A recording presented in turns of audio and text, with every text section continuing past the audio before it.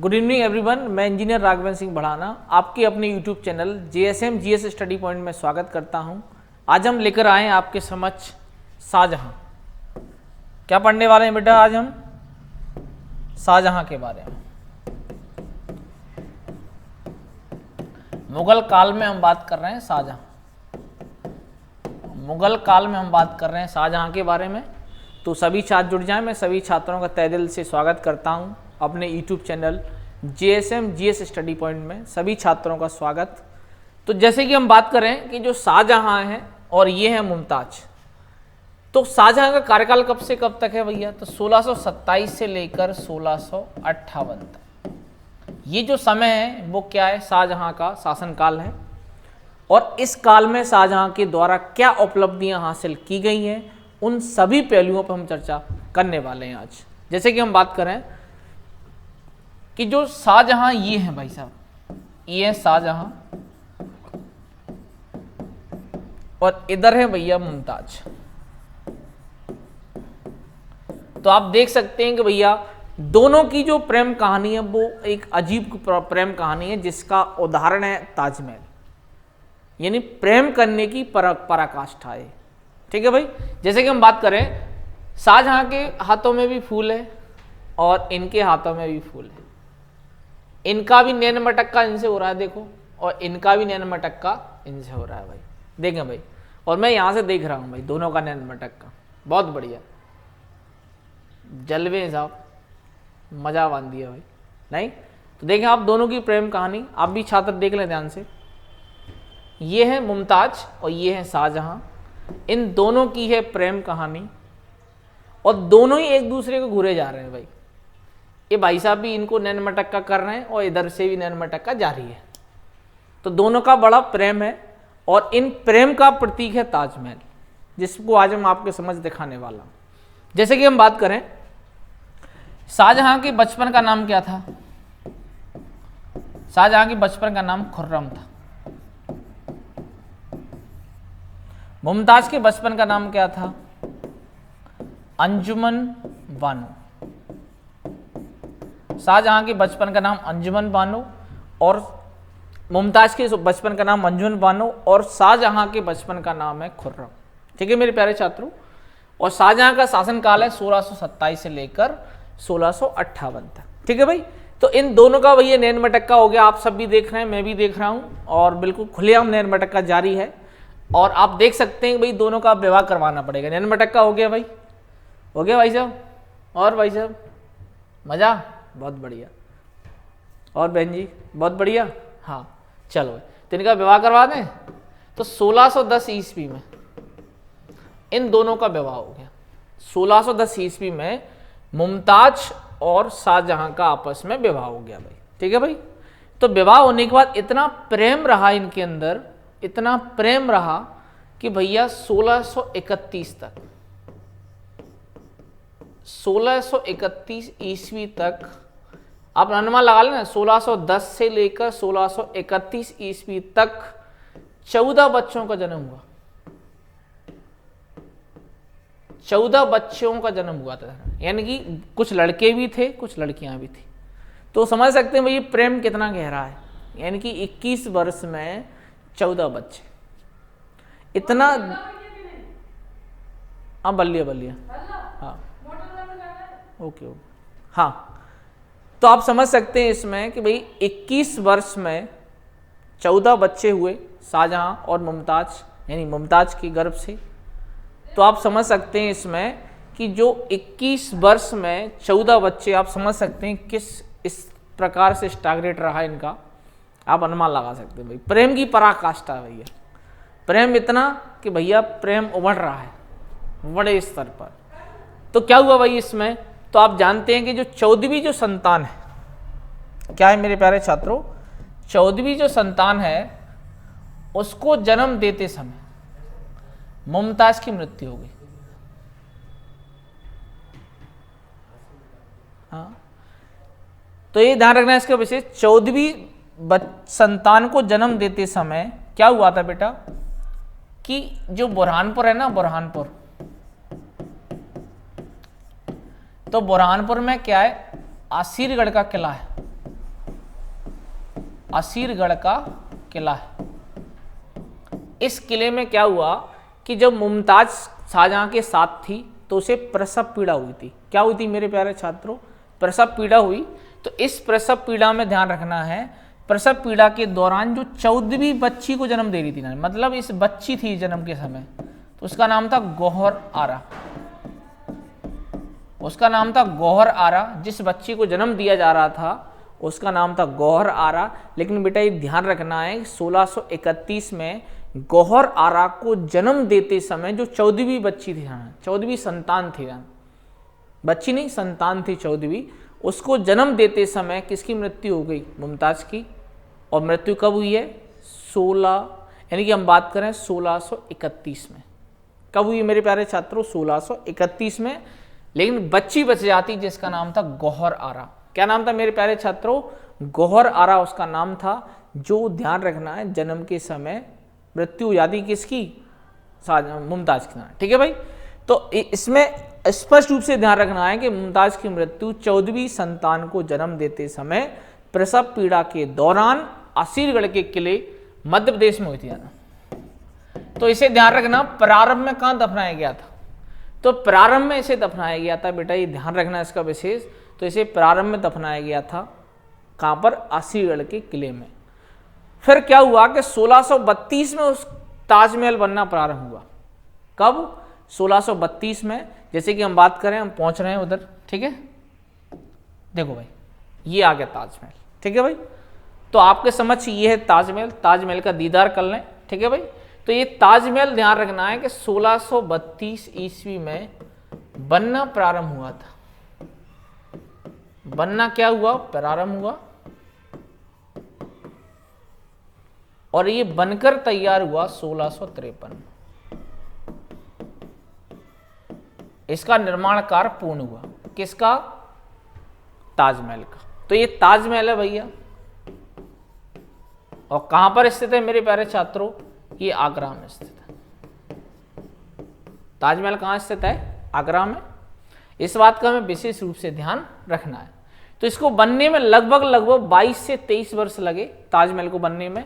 तो इसके लिए कारीगरों के नाम क्या क्या हैं? तो ध्यान रखना, उस्ताद अहमद लाहौरी,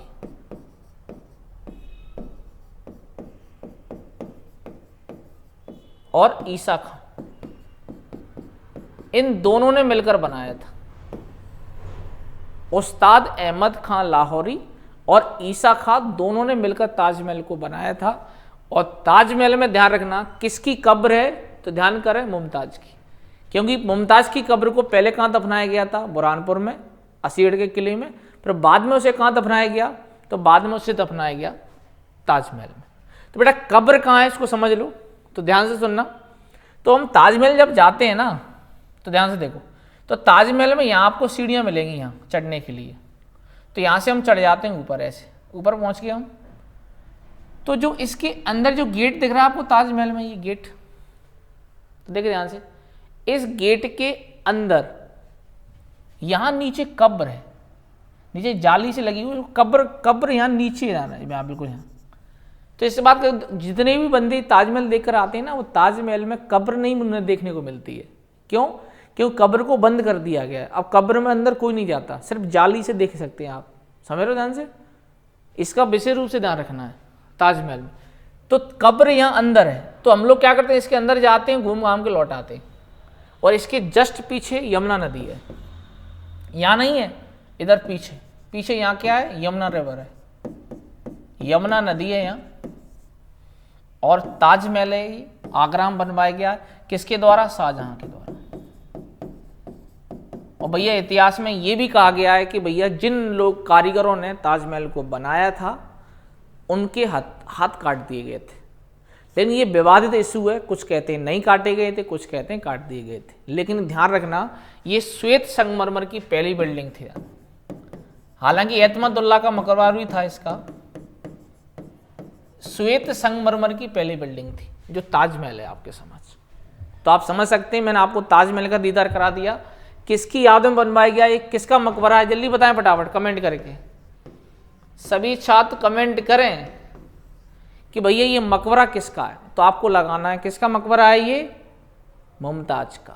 मुमताज किसकी पत्नी थी, तो शाहजहां की पत्नी थी। ठीक है मेरे प्यारे छात्रों, अब हम बढ़ते हैं आगे। चलो भाई, तो अब ये ध्यान रखना है कि शाहजहां के काल को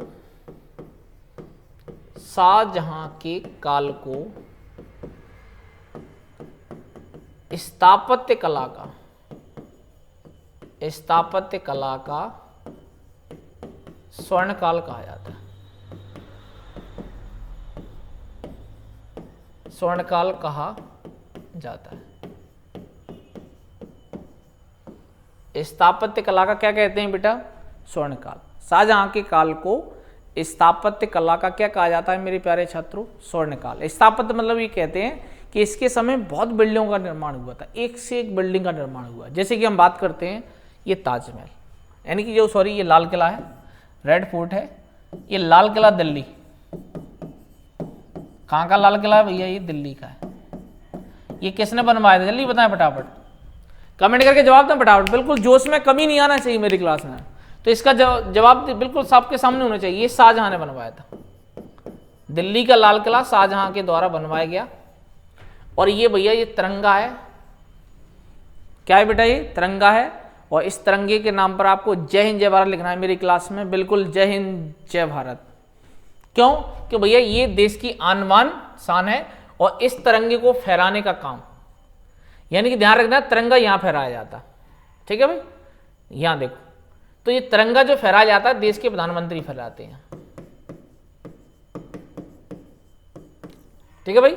तो ये देश का तिरंगा है, हमारी आन बान और शान, जय हिंद जय भारत, ठीक है भाई। तो इसको बनाया किसने था किले को, तो भैया शाहजहां ने बनवाया था।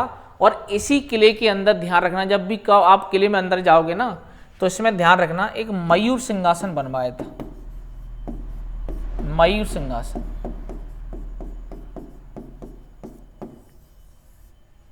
जिसमें तख्ते ताऊस था, तख्ते ताऊस। अब तख्ते ताऊस क्या है, जिसमें था कोहिनूर हीरा, जिसमें था कोहिनूर हीरा। तो मेरे प्यारे छात्रों ध्यान रखना है, इसी ताजमहल के अंदर आपको मिलेगा मयूर सिंहासन, जिसमें ध्यान रखना तख्ते ताऊस बनवाया था, सिंहासन में ही अंदर हीरा जड़वाया गया था। उस हीरे को कहते हैं कोहिनूर हीरा। शाहजहां ने ऐसा क्यों किया था कि जिससे मेरे जो वंशज आएंगे ना उन पर हीरा हमेशा रहेगा, ठीक है। लेकिन उसे ये कहाँ पता था कि भारत में नादिर शाह का आक्रमण हुआ। भारत में 1739 में जो ईरान का शासक है नादिर शाह, इसका आक्रमण हुआ। और नादिर शाह हीरा को छोड़ो, वो तख्ते ताऊस को उखाड़ कर ले गया, तो हीरा उसी में चला गया जाना। तो हमें ध्यान रखना है कि जो मयूर सिंहासन किसने बनवाया था दिल्ली के लाल किले में, किसने बनवाया था, तो ध्यान रखना शाहजहां ने। इसके अलावा ध्यान रखना उसमें कोहिनूर हीरा किसने जड़वाया था, शाहजहां ने। लेकिन आगे चल के जो मोहम्मद शाह रंगीला था, कौन था इनका वंशज, मोहम्मद शाह रंगीला। रंगीला क्यों कह रहे हैं इसे, तो भैया ये कन्याओं से ज्यादा प्रेम करता था और उनके रंग में रंगा रहता था। तो जब नादिर शाह का अटैक हुआ तो वो क्या किया उसने कि मयूर सिंहासन को उठा ले गया, यहाँ से लूट कर ले गया। तो ये ध्यान रखना है कि बनवाया किसने था, शाहजहां ने। लेकिन उसे लूट कर कौन ले गया भारत से, नादिर शाह। कब, 1739 में। तो उस समय मुगल बादशाह कौन था, तो मोहम्मद शाह रंगीला था। तो ये रंग में रंगे रहे जब तक कौन उठा ले गया उसको, नादिर शाह। तो इस बात को ध्यान रखना। अब ये लाल किले के अंदर नहीं मिलेगा आपको, ठीक है भाई। अब हम बढ़ते हैं इसमें आगे, और क्या बनवाए भाई शाहजहां भाई साहब ने, तो देखो आपके समझ, ये है बेटा मोती मस्जिद। क्या है ये, मोती मस्जिद। ये है मोती मस्जिद, आगरा में है ये। मोती मस्जिद कहाँ है, आगरा। किसने बनवाया भाई इसे, शाहजहां ने। तो इसे शाहजहां ने बनवाया था। मोती मस्जिद जो है वो आगरा में, इसे किसने बनवाया था, शाहजहां के द्वारा बनवाया गया है। बहुत सी सुंदर मस्जिद है, आप देख सकते हैं, वाइट वाइट टोन दिख रहे हैं आपको। ये देखो, ये क्या है, मोती मस्जिद है। क्या है भैया, ये मोती मस्जिद। तो जब भी क्वेश्चन आ जाए पेपर में आपके, बिल्कुल झंडा काट देना अगर आप मेरे छात्र हैं तो, कि मोती मस्जिद आगरा में किसने बनवाई थी, तो वो बनवाई थी शाहजहां भाई साहब ने। किसने बनवाई थी? शाहजहां ने। ठीक है भाई, अब हम बढ़ते हैं इसमें आगे। ये है देखो आपके समझ बहुत बढ़िया मस्जिद, तो इसे कहते हैं जामा मस्जिद। ये जामा मस्जिद, तो जो जामा मस्जिद है ये बनवाई थी किसने? तो ध्यान रखना है कि जामा मस्जिद बनवाई थी शाहजहां ने, और ये कहां बनवाई थी? दिल्ली में। तो ये ध्यान रखना भारत की सबसे बड़ी मस्जिद है, भारत की सबसे बड़ी मस्जिद है, सबसे बड़ी मस्जिद है। तो आपसे जब भी क्वेश्चन पूछा जाए कि भाई भारत की सबसे बड़ी मस्जिद कौन सी है, तो कुछ का लगा देना, क्या नाम है? जामा मस्जिद दिल्ली। ठीक है भाई, और किसने बनवाई है? तो इस शाहजहां ने बनवाई है। किसने बनवाई बेटा, ध्यान रखना, तो उसका नाम है शाहजहां। ठीक है भाई, तो ये देखो स्थापत्य कला का स्वर्णकाल ऐसे ही नहीं कहा जाता, उसने बिल्डिंग पे बिल्डिंग बनवाई है, जैसे कि ताजमहल बनवाया उसी ने, दिल्ली का लाल किला बनवाया उसने, उसमें मयूर सिंहासन बनवाया उसी ने। इसके अलावा हम बात करें मोती मस्जिद आगरा बनवाई उसी ने, और जामा मस्जिद दिल्ली बनवाई उसने। तो ये स्थापत्य कला का क्या कहते हैं? इसे स्वर्णकाल कहा जाता है। ठीक है, तो इस बात का विशेष रूप से ध्यान रखना है मेरे प्यारे छात्रों। ठीक है भाई, अब हम बढ़ते हैं कि भैया शाहजहां के काल में उत्तराधिकार को लेकर युद्ध हुए। हालांकि शाहजहां जब राजा बना तब भी युद्ध हुए थे। शाहजहां ने अपने भाई शहरयार को हराकर गद्दी हासिल की थी, तो भैया आप जानते हैं कि वो संघर्ष पर आगे भी होने वाला है। ठीक है, तो वो हम समझ लेते हैं। अब हम बढ़ते हैं इसमें आगे। जैसे कि हम बात करें, ये जो भाई साहब दिख रहे हैं, देखो ध्यान से भाई ये कन्या को जाम पिलाए जा रहे हैं कि भैया, हाँ मुझे लग रहा है जाम ही पिला रहे हैं भाई साहब। तो इनको कहते हैं, क्या कहते हैं बेटा? दारा सुकोया। क्या कहते हैं इन्हें? दारा सुकोया। ये ध्यान रखना, किसका बड़ा पुत्र है दारा सुकोया? तो दारा सुकोया ध्यान रखना, ये शाहजहां का बड़ा पुत्र है। ठीक है भाई, और इसे ध्यान रखना है कि शाहजहां क्या किस नाम से पुकारता था? शाह ए बुलंद, शाह बुलंद या इकबाल के नाम से पुकारता था। शाहजहां इसे शाह बुलंद या इकबाल के नाम से पुकारता था। और इसने ध्यान रखना, दारा सुकोया ने एक पुस्तक लिखी है, बहुत फेमस पुस्तक है, जिसका नाम है मजम उल बहरीन। मजम उल बहरीन।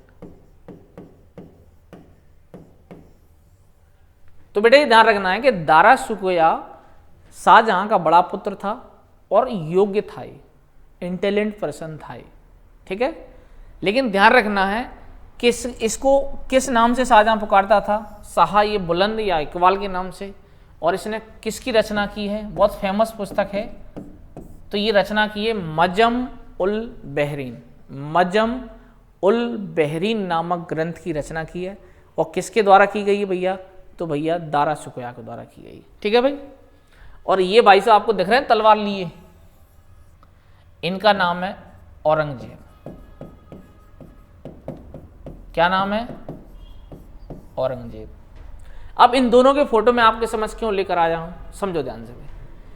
क्यों? क्योंकि इन दोनों के बीच संघर्ष होगा, किसको लेकर? उत्तराधिकार को लेकर। क्यों?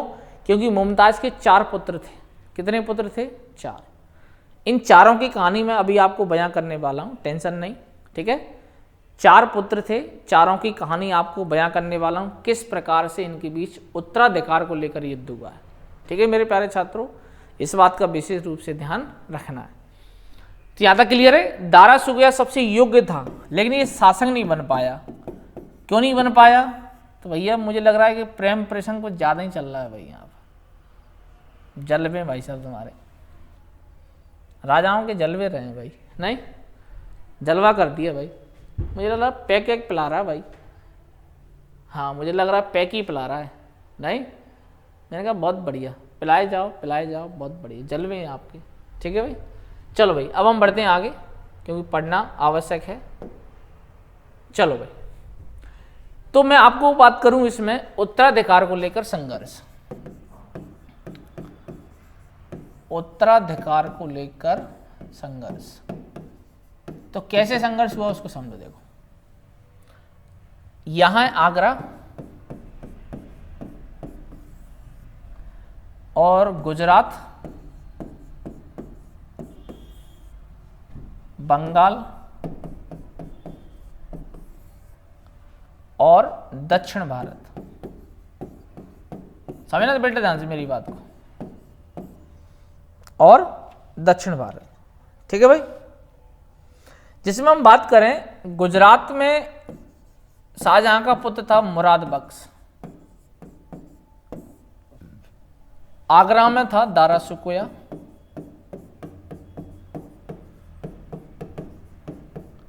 और बंगाल में था शाह सुजा, और दक्षिण भारत में था औरंगजेब। तो मेरी बात को ध्यान से सुनना है भाई। तो देखो शाहजहां के 4 पुत्र हैं।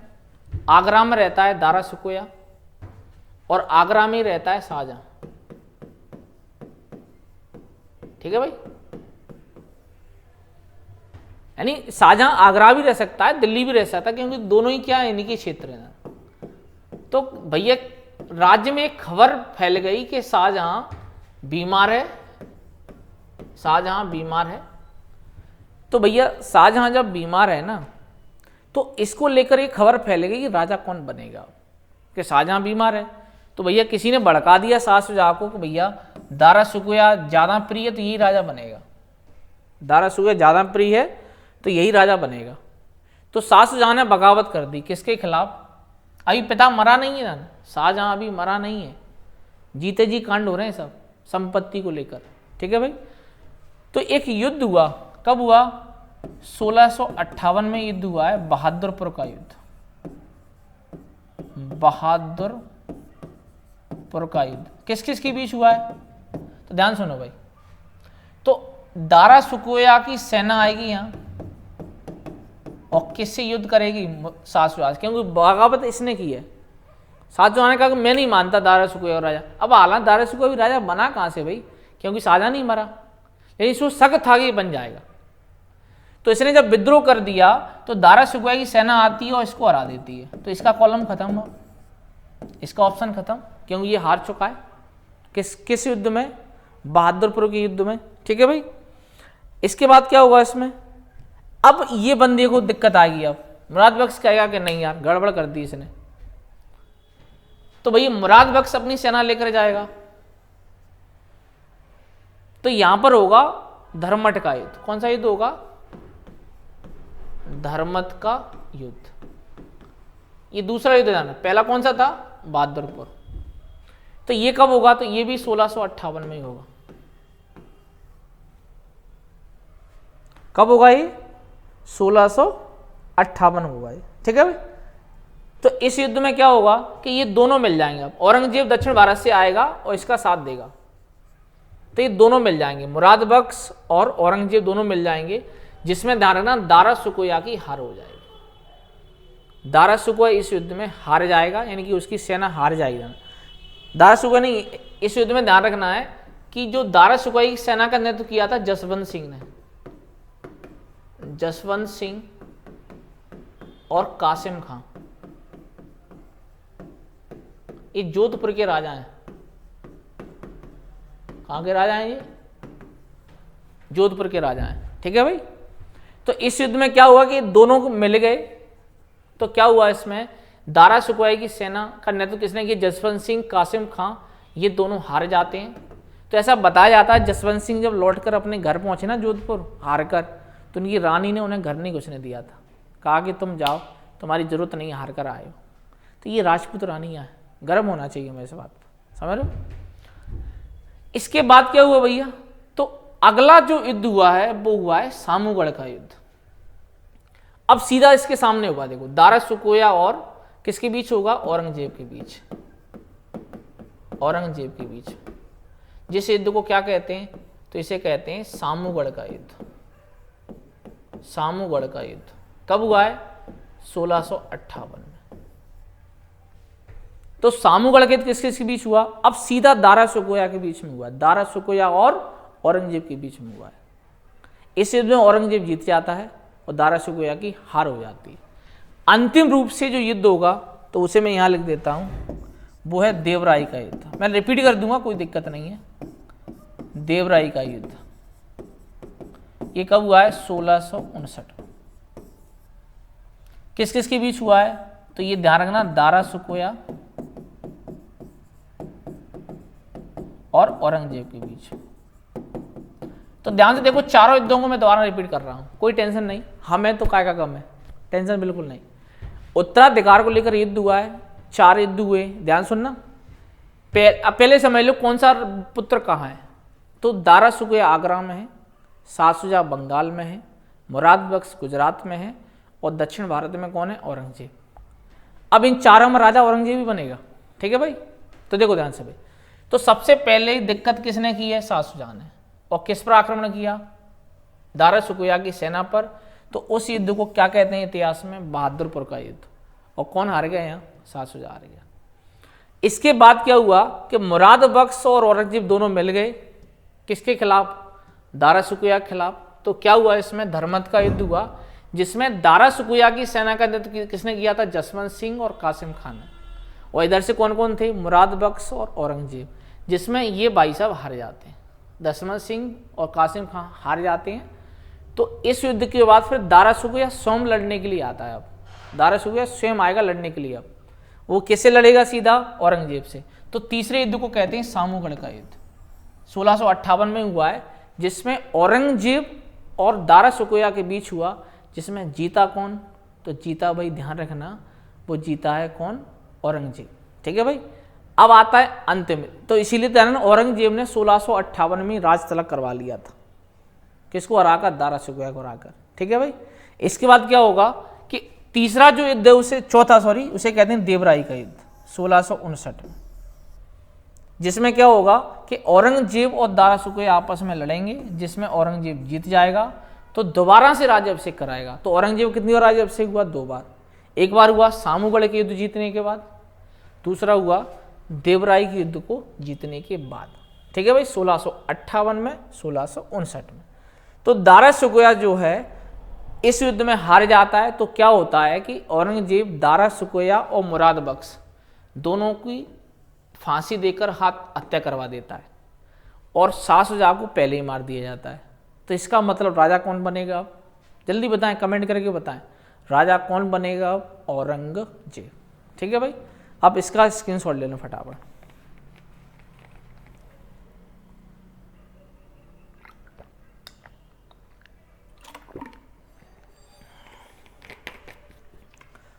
चलो भाई, अब हम बढ़ते हैं इसमें आगे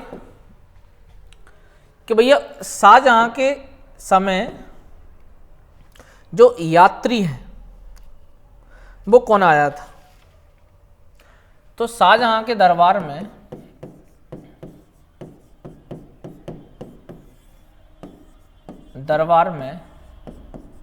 एक फ्रांसीसी यात्री आए थे,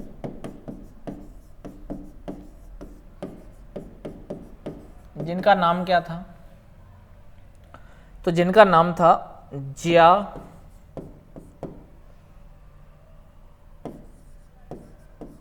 बैप्टिस्ट ट्रेवनियर। तुम तो ट्रेवनियर ध्यान रखना बस, अब नाम मैंने नहीं रखा भाई, मेरे बस में तो इसका नाम सीताराम कर देता। जिया बैप्टिस्ट ट्रेवनियर ये फ्रांसीसी यात्री थे जो शाहजहां के दरबार में आए। इस बात का विशेष रूप से ध्यान, क्वेश्चन आ जाता है कि भाई फ्रांसीसी यात्री कौन आया था शाहजहां दरबार, तो ट्रेवनियर ध्यान रखना, कौन आया था? ट्रेवनियर। इसके अलावा हम बात करें कि भाई शाहजहां के शासन काल में विद्रोह किसने किया था? शाहजहां के खिलाफ विद्रोह, तो भैया 3 लोगों ने विद्रोह किया था। कितने लोगों ने किया था? 3 लोगों ने। मैन ध्यान, ऐसे तो विद्रोह होते रहते हैं। पहला विद्रोह किया जुझार सिंह ने।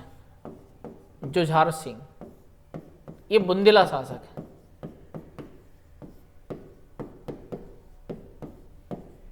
अब आप जानते हैं जुझार सिंह कौन है, तो बेटा ध्यान रखना, जो हरदौल है ना, हरदौल, ध्यान करो, कुंजावती बहन कुंजावती, ठीक है भाई। तो हरदौल का जो भात है ना, कभी बुंदेला वंश पढ़ेंगे तब बात करेंगे, तो हरदौल का जो भाई था जुझार सिंह, दतिया का राजा था, उसने विद्रोह किया था किसके खिलाफ? शाहजहां के खिलाफ। इसके अलावा सिखों के छठवें गुरु, सिखों के छठवें गुरु हरगोविंद सिंह ने, इन्होंने भी बड़े स्तर पर विद्रोह किया है। और हमें क्या ध्यान रखना है, दक्षिण भारत में एक शासक था खान ए जहां लोदी, इसने ध्यान रखना दक्षिण भारत में विद्रोह किया था। ठीक है, अगर आपसे क्वेश्चन पूछा है कि शाहजहां के समय दक्षिण भारत में किस व्यक्ति ने विद्रोह किया था, तो खाने जहां लोदी ने किया था, सिखों के छठवें गुरु ने किया था। इसके अलावा ध्यान रखना जो पुर्तगाली लोग हैं, तो पुर्तगालियों ने भी दिक्कत की थी ना शाहजहां के समय, तो शाहजहां ने ध्यान रखना 1632 में जो कलकत्ता है, कलकत्ता में जो हुगली है ना, हुगली, वहां पर आक्रमण किया था और पुर्तगालियों को पूर्णतः हरा दिया था। जब पुर्तगालियों के द्वारा हरा दिया गया पुर्तगालियों को शाहजहां ने, तो तब जाके पुर्तगालियों ने माना कि नहीं यार, हम सरेंडर करते हैं और हमने इस चीज़ को हार माना है। ठीक है भाई, तो ये 4 पॉइंट ध्यान रखना है इसमें विद्रोह के समय। एक तो जुझार सिंह का विद्रोह, बुंदेला है ये, सिखों के छठवें गुरु का विद्रोह, और खाने जहां लोदी का विद्रोह दक्षिण भारत में, और पुर्तगालियों ने थोड़ा चुटपुट हुई थी, तो 1632 में हुगली पर आक्रमण किया था, कलकत्ता यानी पश्चिम बंगाल में, और पुर्तगालियों को मुंह तोड़ जवाब दिया था और उन्होंने हार स्वीकार की थी शाहजहां के समय। ठीक है भाई, अब आ जाते हैं भैया इनकी मृत्यु का समय। तो भैया शाहजहां की मृत्यु, तो आप जानते हैं कि भाई 1658 में औरंगजेब शासक बन गया। औरंगजेब क्या बन गया? शासक। तो 1658 से लेकर 1666 तक, 1666 ईस्वी तक, तो जो शाहजहां है ना, शाहजहां, इनको कैदी बनकर रहना पड़ा। सोचो, शाहजहां को कैदी जीवन जीना पड़ा, और कैदी जीवन में ही 1666 में इनकी क्या हो गई? मृत्यु हो गई। यानी आप सोच सकते हैं कि जिसने दिल्ली का लाल किला बनवाया, जिसने ताजमहल बनवाया, जिसने जामा मस्जिद बनवाई, जिसने मोती मस्जिद बनवाई, मयूर सिंहासन बनवाया, इतना बड़ा राजा था, जिसका अंतिम समय अपने पुत्रों के कारण, सोचो, कैदी बन के मरा। इसलिए कहते हैं समय बड़ा बलवान है, इस बात को मानना है हमें। आप समझ सकते हैं कि बताओ, शाहजहां जैसा महान शासक अंतिम समय पर कैदी जीवन जिया और कैद में ही मर गया। सोचो आप, कितना बड़ा जीवन रहा हुआ इसका, समझ रहे हो? इसलिए कहते हैं समय बड़ा बलवान होता है, इस बात का विशेष रूप से ध्यान रखना है। तो जो शाहजहां भाई साहब है ना, इनको भी बाद में जाके जब 66 में इनकी कैदी जीवन में मृत्यु हो जाती है, तो शाहजहां को कहाँ दफनाया गया था? तो इनको भी ध्यान रखना, ताजमहल में ही दफनाया गया था। ठीक है भाई, तो जो अपना ताजमहल है ना, उसी में दोनों की कब्र है, मुमताज की कब्र भी है और शाहजहां भाई साहब की भी कब्र है। ठीक है भाई, तो जो भी एग्जाम की दृष्टि से इम्पोर्टेंट पॉइंट हैं, उन सबको मैंने यहाँ ऐड किया है। ठीक है, और कोई भी क्लास अपने आप में पूर्ण नहीं होती है, इस बात का आपको विशेष रूप से ध्यान रखना है। ठीक है भाई, इसलिए जो भी आपको बताया गया वो एक सर्वोपरि पॉइंट थे, एक इम्पोर्टेंट पॉइंट थे, उन सब पर अध्ययन कराया गया है। अगर आपको मेरी क्लास अच्छी लग रही हो, ज़बरदस्त लग रही हो, तो भैया चैनल को लाइक करें, शेयर करें और सब्सक्राइब करना बिल्कुल ना भूलें। जय हिंद, जय भारत, जय भारत माता। ठीक है मेरे प्यारे छात्रों, तो सभी से मेरा निवेदन है, चैनल को लाइक करें, शेयर करें और सब्सक्राइब करना बिल्कुल ना भूलें।